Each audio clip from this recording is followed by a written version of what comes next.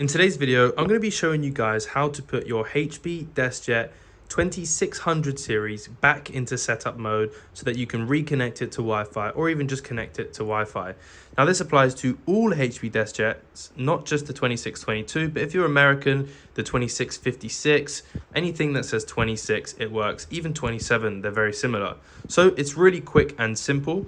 What we're going to do is we're going to head over to the main panel here.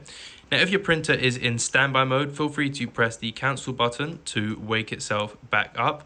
And as you can see, it's not set up. It's not connected to any Wi-Fi.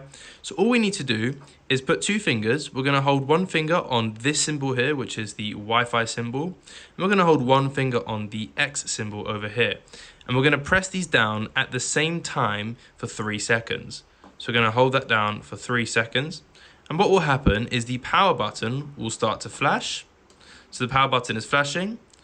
And when it stops flashing and this starts blinking again, we are ready and back in setup mode. There we go. So this is blinking. The power button itself has stopped blinking.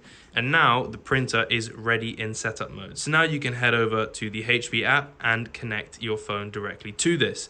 Now, if you need specific advice on how to connect your printer to your phone once it's in setup mode, check the top link in the description, as I have a full guide on how to reconnect or even just normally connect your printer to Wi-Fi. If this video helped, please like and subscribe, as that really helps us out a lot. Have a fantastic day, and I'm wishing you the best of luck. Goodbye.